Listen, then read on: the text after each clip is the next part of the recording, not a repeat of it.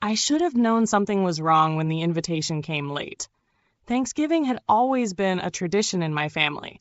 When my husband Henry was still alive, we hosted every year, cooking for days, setting up extra tables, and making sure everyone had a warm place to celebrate. But since his passing 5 years ago, I had passed the hosting duties to my son, Daniel, and his wife, Olivia. Daniel was my only child, the light of my life. I had raised him alone after Henry's sudden heart attack, working double shifts at a local diner to put food on the table. It wasn't easy, but he grew up knowing the value of hard work, or at least I thought he did. After he married Olivia, things changed. She was a woman who had grown up with money, and she never let anyone forget it. From the moment I met her, I could tell she found me lacking. She rarely visited, and when she did, she would wrinkle her nose at my small house, my thrift store furniture, my home-cooked meals. She never said anything outright, but her tight-lipped smile and overly polite tone told me everything I needed to know. I never let it bother me. Daniel loved her, and that was enough for me. But this year, Thanksgiving felt different. The invitation came a week later than usual. A simple text from Daniel. Mom, Thanksgiving at our place. Bring something if you want. No warmth, no excitement, just a casual afterthought. I swallowed my pride and decided to contribute the one thing I knew best, my homemade sweet potato casserole, the same one Henry used to love. I made it every year, and it had always been a favorite. On Thanksgiving morning, I arrived at their home, balancing the warm casserole dish in my hands. Their house was beautiful, sleek, modern, and filled with expensive furniture that looked like no one had ever actually sat on it. The kind of house that felt more like a showroom than a home. As soon as I stepped inside, Olivia's voice rang out. Oh, you brought something. She was standing near the dining table, dressed in an outfit that probably cost more than my monthly rent. Her perfect eyebrows lifted as she eyed the foil-covered dish in my hands. I smiled. I made my sweet potato casserole, just like every year. Her lips curled into something that wasn't quite a smile. How nice! I ignored the look she gave one of her friends, a woman who stood beside her clutching a glass of expensive wine. The two exchanged a glance, and I felt heat rise to my cheeks. I knew that look, but I pushed it aside and made my way to the kitchen, where Daniel was setting the table. He gave me a quick side hug before moving to adjust the expensive centerpiece, a golden arrangement that looked too fragile to touch. Mom, glad you made it, he said, barely looking up. It wasn't much, but I clung to it anyway. Dinner was served an hour later. The long table was filled with expensive dishes, truffle mashed potatoes, rosemary-infused turkey, cranberry sauce that looked like it had never seen the inside of a can. Olivia's friends, wealthy couples I barely knew, gushed over the food, commenting on the artisanal ingredients, the curated wine selection. And then it happened. One of Olivia's friends, a blonde woman in designer clothes, gestured toward my casserole. And what's this? She asked, her tone dripping with curiosity. Olivia's laugh was light but sharp. Oh, that? It's just something my mother-in-law brought, a little homemade dish. Her emphasis on homemade made it sound like a slur. The blonde woman blinked, then smiled thinly. Oh, how quaint. And just like that, laughter rippled around the table. I sat there, gripping my fork, my face burning. Daniel didn't say anything. He just looked away. That was when I realized something painful. He wasn't just ignoring it. He was letting it happen. And I had never felt more alone. But they had no idea what was coming. I sat there, gripping my fork, my face burning as laughter danced around the table like clinking champagne glasses. Olivia's friends exchanged smirks, and even she, my own daughter-in-law, didn't bother to hide her amusement. And Daniel, my Daniels, did nothing. He didn't defend me. He didn't correct them. He just kept his eyes down, cutting into his turkey as if he hadn't heard a thing. The betrayal was a sharp sting, but I had learned long ago how to swallow pain without choking. I forced a tight-lipped smile. Well, I said, keeping my voice even, it may not be as fancy as the rest, but Henry always loved my sweet potato casserole. It was his favorite part of Thanksgiving. There. Let's see them mock a dead man's favorite dish. For a second, the table fell silent. Then Olivia waved a dismissive hand.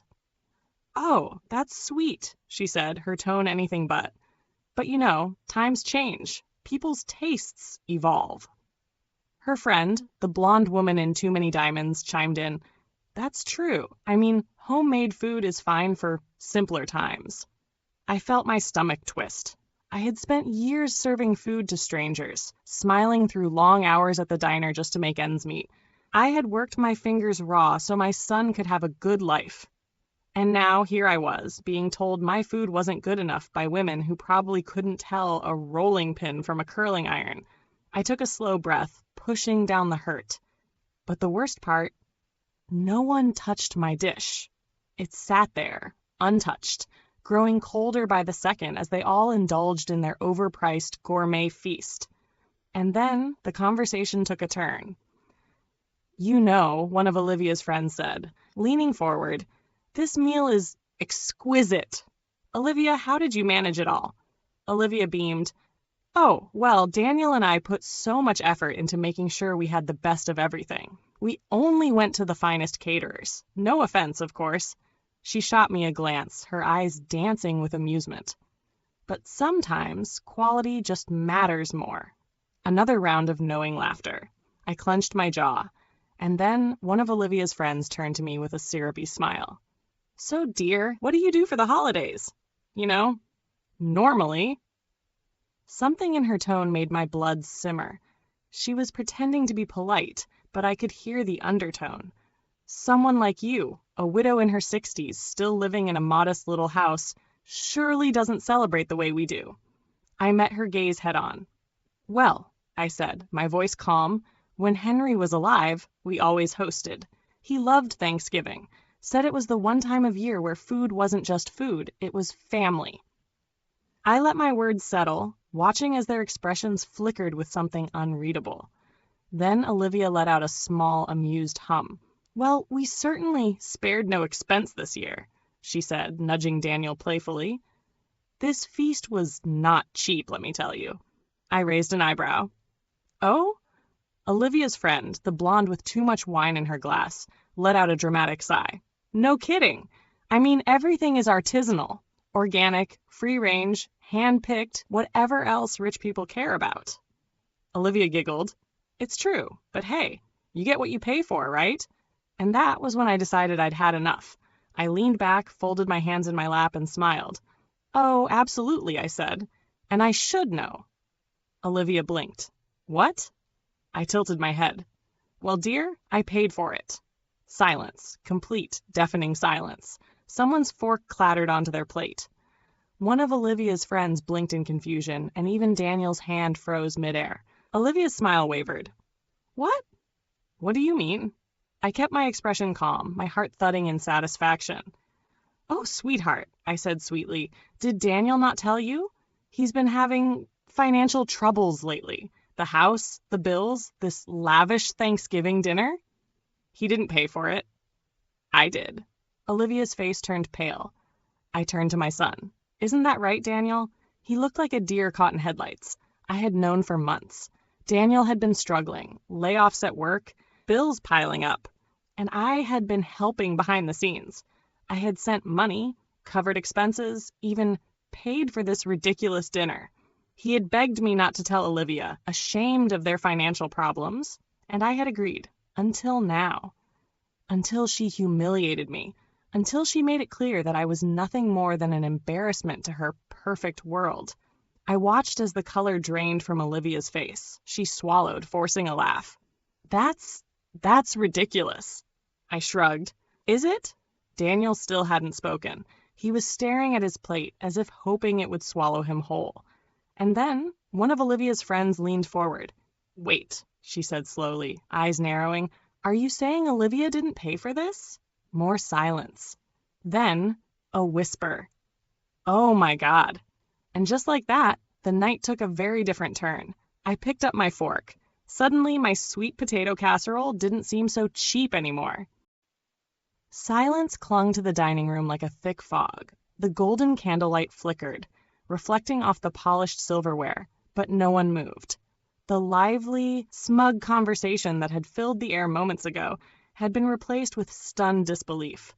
Olivia was the first to speak, though her voice was tight, forced. That's not true, she said, shaking her head. Daniel and I didn't let her finish. Oh, sweetheart, I said, my voice as warm as the cinnamon in my casserole. Why don't you ask your husband? All eyes turned to Daniel. He sat frozen, shoulders hunched, his face a mask of shame. The napkin in his lap was crumpled in his fist, and his breathing had turned shallow. He didn't look at Olivia. He didn't look at me. He just stared at his plate, as if he could will himself out of this moment. Olivia's fingers curled around her wine glass. Daniel? Her voice was sharp now, cutting through the quiet. Tell her she's wrong. Daniel swallowed hard. I could see it in his eyes, the war inside him, the desperate need to keep up appearances, to hold on to the illusion he had built for Olivia and her friends. But the truth was a persistent thing. And the truth was that my son had been drowning financially for months. A layoff, a mortgage teetering on the edge, credit cards stretched too thin, and his wife, the same woman who had just mocked me, had no idea. I had been the one quietly holding him above water. I had been the one sending money, making sure he and Olivia could keep up their expensive lifestyle, their image of success. And now Olivia was about to find out the cost of that illusion. Daniel exhaled shakily. Then, barely above a whisper, he said, Mom's telling the truth. The room tilted. At least, that's how it felt. Olivia's lips parted, her expression almost comical in its disbelief. Her friends exchanged wide-eyed glances. The blonde woman, the one who had made that snide comment about simple food, suddenly looked extremely uncomfortable. I took another bite of my casserole, letting the revelation settle over the table. Olivia set her glass down. Too hard. The sharp clink made Daniel flinch. What do you mean? She's telling the truth? Olivia's voice was trembling now. You said you handled everything, that we could afford this. Daniel finally met her eyes, and what I saw there made my heart ache. He looked like a little boy caught in a lie. Liv, He ran a hand through his hair. I didn't want to stress you out. I thought I could fix things before you found out. Olivia let out a hollow laugh. Before I found out? Daniel, do you have any idea how this makes me look? I raised an eyebrow. How it makes her look? Ah, so that was her concern. Not the fact that her husband had been struggling. Not the fact that his mother had been quietly supporting them. No, she was worried about appearances. Typical. One of Olivia's friends cleared her throat. So wait, if your mother-in-law paid for all of this, does that mean? She trailed off, her gaze darting to the extravagant table spread. The message was clear. Olivia hadn't paid for this, which meant Olivia wasn't nearly as wealthy as she wanted everyone to believe. Her entire image, her curated social circle, her high society attitude was built on a lie. And I had just exposed it. Olivia turned to Daniel, eyes flashing. So what? Were you just going to keep lying to me? Daniel's jaw tightened. I wasn't lying. I was trying to fix it before. Before I embarrassed myself? Olivia hissed. I sighed, setting down my fork. You know, dear, it's funny. Her head snapped toward me. What? I gestured around the table. All night, you and your friends have been talking about quality, how the price of something determines its worth, how my casserole, I gave a wry smile, wasn't good enough for this table. Olivia's cheeks burned. I leaned forward. And yet I paid for all of this. I gestured at the turkey, the imported side dishes, the crystal glasses filled with fine wine. Does that make it cheap now? Silence. Olivia opened her mouth, then closed it. Her friends shifted uncomfortably in their seats, clearly eager to be anywhere but here. Daniel looked down, ashamed. I gave a small, satisfied nod. Because the truth was, Olivia had made it clear that she valued things more than people. She had belittled me for bringing something homemade, something that carried meaning, because it wasn't expensive enough. And yet, in the end, money had come from me, not from Daniel, not from her, from the very person she had mocked. I pushed back my chair. "Well," I said, smoothing my napkin and setting it beside my plate, "I think I've lost my appetite." I stood, feeling lighter than I had in years. I had spent so long holding my tongue, trying to keep the peace, trying to help without making waves. But I had learned something tonight. Some people don't deserve quiet grace. Some people need to be humbled. And Olivia, she had just learned what humility tasted like, and by the look on her face, I'd say it was bitter. I stood at the door, my hand resting lightly on the handle as I turned back to the table. The sound of Olivia's breath catching in her throat was the only noise in the room. I could feel her gaze, heavy and burning, digging into my back, but I didn't look at her. Not now. Not when I had finally reclaimed my peace. Daniel hadn't said a word, but I knew he was torn. Torn between his loyalty to the woman he had married and the woman who had always been there for him. His mother, the one who had been fighting for his future since the day he was born. I paused for just a moment longer, savoring the quiet, and then as I turned the handle and stepped out of the dining room, I heard her voice, desperate, pleading. "Mom, wait!" I stopped, the weight of her words heavy on my chest. I wasn't sure if I should turn around, if I even wanted to, but there was something in her voice that made me hesitate. "Please," Olivia said, her tone softening. "I'm sorry, I didn't mean it like that. I didn't know you were helping us." Her words trailed off into a sigh. "It's just, with everything going on, I've been so focused on appearances. She paused, her voice trembling. "I didn't realize how much you've been doing for us." I turned slowly, but my expression was guarded. "You didn't realize?" I asked, my voice calm but edged with a sharpness I didn't want to hide. "How could you not realize, Olivia? It's been going on for months. You've been living in a fantasy world, and I've been here, quietly cleaning up the mess." Olivia's eyes flickered with guilt, but there was something else there too, a flicker of understanding. I could see it in the way she held my gaze now, no longer dismissive or superior. She was beginning to see me, not as an obstacle to her perfect life, but as someone who had been sacrificing for her family's sake. "I didn't mean to hurt you," she said softly. "I just wanted everything to be perfect. You know how I get when things aren't, right?" She took a deep breath, her fingers nervously fiddling with her wineglass. "I was wrong. I should have never said what I did about your food. It wasn't cheap.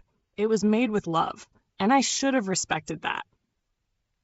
I took a deep breath, the knot in my chest finally loosening. I didn't want to hold on to the anger, but I needed her to understand, truly understand, the weight of her actions. "You mocked me, Olivia, and you mocked my family. And for what? To keep up appearances?" I shook my head. "That's what this has always been about for you, hasn't it? Keeping up the image of a perfect life without ever considering the people who've supported you through it all." She stood there, silent, her eyes glistening with a mixture of shame and regret. Daniel was behind her now, his voice low and apologetic.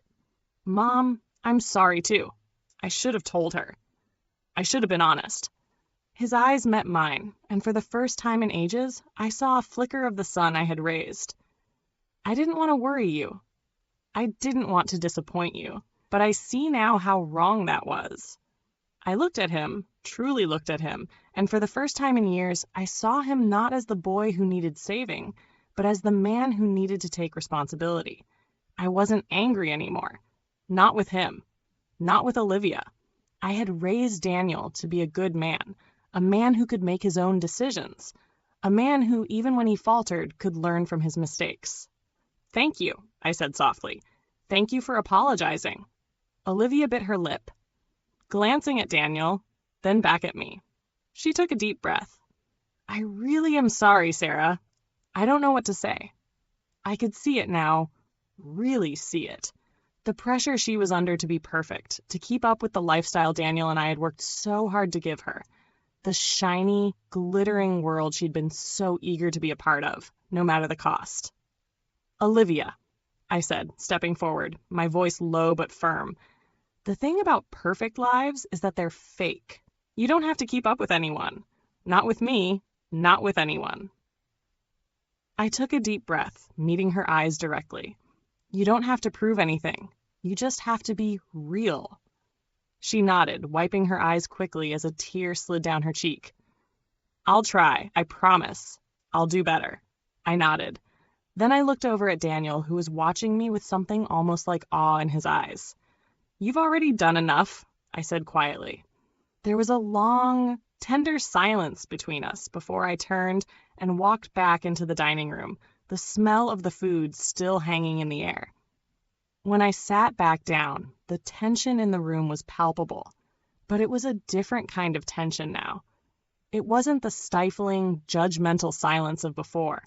It was something softer, a chance for reconciliation, a chance to rebuild the cracks that had formed in our family's foundation. For the first time that night, Olivia picked up a spoon and served herself a helping of my casserole. She didn't say anything. She didn't have to. But the look in her eyes, regret, yes, but also something else, told me that she understood. I looked at Daniel. "This meal," I said softly, "it's what we've always had. It's family." And for the first time in a long while, I could see us rebuilding, not the picture-perfect version of what we had been, but something more real, something rooted in truth, in forgiveness, and in love. It was messy.